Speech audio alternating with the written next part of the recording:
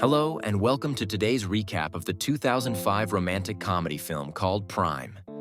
This rom-com offers a delightful blend of humor and heart, making it a must-watch for fans of the genre. In this video, we'll dive into the movie's highlights and what makes it a charming watch. Be sure to subscribe for more content, and let's get started. The film revolves around a pretentious therapist, Lisa, and her client, Rafi, who's having trouble facing her divorce. Lisa shares her broad views and concepts about a woman's status after divorce and validates Rafi's anxiety, which is only temporary according to her. Elsewhere, a young boy named Dave accompanies his friend Morris, who creepies his girl for ditching him and flees. Dave drops himself off at the theater to watch a movie with his date. While he waits for his girl, another friend of his named Randall spots him. He introduces Dave to the girls he's brought with him. One of them turns out to be Rafi. Dave sits behind Rafi throughout the movie. He goes to the bathroom for a short while, and when he returns, he finds Rafi locked out of the cinema. Since the door is jammed, they wait for someone to open it from the inside. Now that the movie is spoiled, Dave joins Randall for drinks just to see Rafi again. During the catch-up, Randall refers to Dave's friend as his girlfriend, so he immediately clears out the ambiguity by claiming he's not committed in a relationship. When he returns to his place, he can't stop thinking about Rafi, so he goes through the phone directory to find Rafi's number and call her. When Rafi picks up, he hangs up out of nervousness. He fails to resist and calls her again. This time, he hesitantly asks her out on a date, to which she agrees. His grandparents purposefully intervene in his call, revealing he's crashing at their place. The next morning, Dave shows up in Rafi's building and walks her to a restaurant. As he indulges in Jewish food culture, Rafi takes the hint that he's a Jew. She doesn't let religion get in the way of her first fling after the divorce and swoons over Dave, who reciprocates. By nighttime, they stop by the liquor store to buy some beer.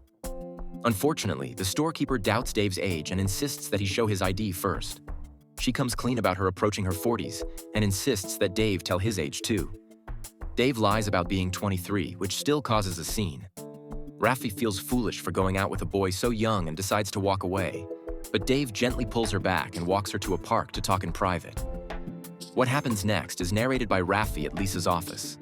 She enjoys telling the part where she climbed the gates and kissed each other, but becomes unsettled about the age factor, so she lies about her boyfriend being 27 years old. Lisa convinces her it's okay to step out of boundaries sometimes. On the other hand, Dave calls his mother to let her know he's fallen for a girl who's not a Jew. His conventional mother doesn't approve of a non-Jewish girl, so Dave decides to discuss this with his mother in person. When the day to visit his mother arrives, Lisa turns out to be his mother. She happens to be a very hardcore conservative Jew, which is completely contrary to her therapist version. She forbids Dave to ever date a girl outside of his religion. Dave finds it ironic, knowing how she encourages her patients to do the opposite. When the discussion shifts towards the age factor, Dave also lies about Rafi being a 27-year-old. Lisa loudly gasps like a narrow-minded person and scolds Dave for dating someone who's 4 years older than him. This reveals that Dave's actual age is 19. In the next scene, Dave swings by Rafi's apartment to deliver soup since she's not feeling well. He tries to make love with her, but she pushes him away and makes excuses about having very few hours to sleep. After realizing he's hopelessly falling for Rafi, he expresses his true feelings for Rafi in front of Morris, but he ends up making fun of him for dating a woman twice his age. On their next date, Rafi kisses Dave and brings him back to her apartment to make love. When Lisa attends the next therapy session, she discusses the intimate parts of her relationship, during which she mistakenly spills that Dave's 23 years old. Lisa silently takes note of this and begins interrogating Rafi about the boy. Using her manipulating skills, she finds out the boy's address and a fact that he's scared to pursue his art career due to his unsupportive Jewish parents. Lisa's suspicions are confirmed, and she snaps, realizing she's been hearing intimate stuff about her own son. Lisa becomes visibly distressed, so she sends Rafi away and visits her own therapist. There, she decides to ditch Rafi for good, but her therapist suggests not to take any impulsive decisions, since her son is only having a fling that will pass like any other phase. On the contrary, Dave's feelings for Rafi grow to the point where he paints and surprises Rafi with a giant version of an original painting Rafi's sentimentally attached to. He has also arranged a candlelight dinner in front of the painting, which Rafi finds a very sweet gesture. As their relationship grows, Rafi begins pulling Dave out of his basketball practice to have intercourse with him. When the day of her next therapy session arrives, she doesn't understand why Lisa has become slightly judgmental towards her. She lets the judgment slide and continues venting about the intimacy with her boyfriend, hearing which Lisa grows visibly uncomfortable. She constantly chugs down water to cope with her anxiety while she talks about her boyfriend's mother. In a flashback, we see that Dave tells Raffi how his stubborn mother disapproves of their dating because of religion and has stopped talking to him. Lisa becomes baffled when Raffi tells him about Dave's previous girlfriends, because Lisa was told by Dave that he won't and hasn't committed adultery before marriage. Raffi truly wishes to set aside the differences and legitimize her relationship with the boy because she hasn't felt this good in a long time. This brings a painful tear to Lisa's eye. Meanwhile, Dave gets screwed from all directions when he gets fired from work, and his grandparents ask him to move out of the house since they will be exchanging it with their friends from LA. With nowhere left to go, he decides to pay Raffi a visit. He crosses paths with her boss before her, who's arrogant and egotistical. He tries to belittle Dave, but he snaps back and shuts him up. Raffi's colleague Sue gets turned on to see Dave humiliate her boss and compliments Dave. When Raffi finds out about this, she scolds Dave like a child. Dave dumps his baggage on her about being jobless and homeless, so she asks him to move in with her. Out of boredom, she asks Dave to show her his side of the world. He takes her to a frat party where he dances with her among kids his age. On their way back, Raffi insists on seeing his place, so he brings her to his grandparents' house. His grandmother asks if he's back home, hearing which Raffi realizes he lives with his grandparents and lapses into a laughter attack. Later, she discovers Dave's paintings. She becomes so fascinated by them that she convinces him not to waste his talent any further and to go against his parents to pursue art. Dave shows up at Lisa's to pack up his stuff. She offers him to stay, but he lies about crashing at Morris's place for a while. When Raffi shows up for her session, she shares that she's taking things further by letting her boyfriend move in with her. Lisa realizes Dave constantly lies to her because of her strictness. After the therapy, we see a time-lapse of Raffi managing work life and her relationship side by side. One day, she takes Dave to visit her friends at a farmhouse. Randall is also there, who raises concerns for Raffi because he doubts a young kid like Dave would ever be able to give Raffi a sustainable life, which is necessary for her at this age.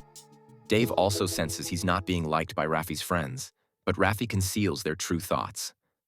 When they return, Raffi approaches her friend, who's an art dealer, and hooks Dave up with him behind his back. When she returns home, she becomes disgusted to see what a mess Dave has created because he's an unorganized kid.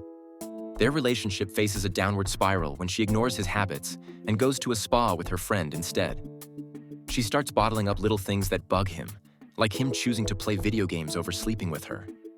One day, Lisa and her husband nearly encounter Dave and Raffi in a furniture shop, but Lisa humiliates herself by hiding from them. The day finally arrives when Lisa explodes and tells Raffi she's dating her son.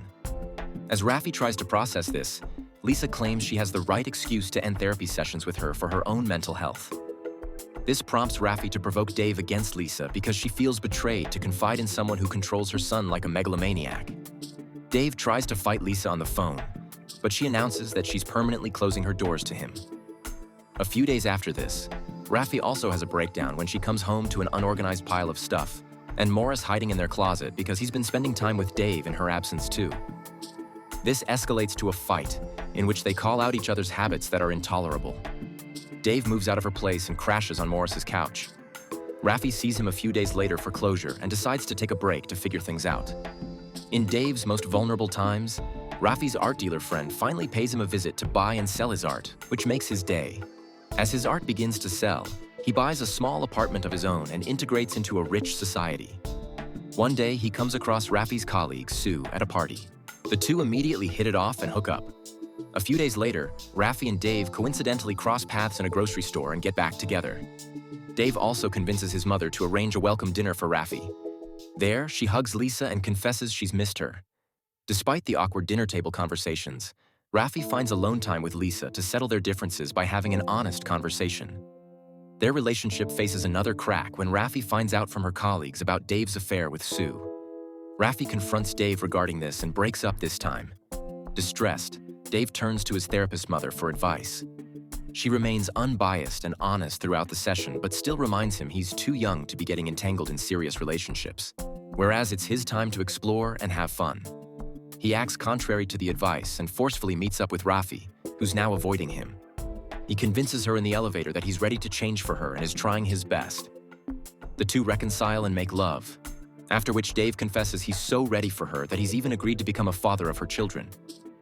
Hearing this, Raffi realizes she can't punish Dave for what she desires and sets him free. Dave decides to leave town for a fresh start. He forgets his hat back in the diner and returns to grab it. There, he spots Raffi hanging out with her friends. Despite walking away, he stands by the window to take a last glance at her. They see each other for the last time, during which their cherished memories flash past their eyes. Here, the film ends. Thanks for watching.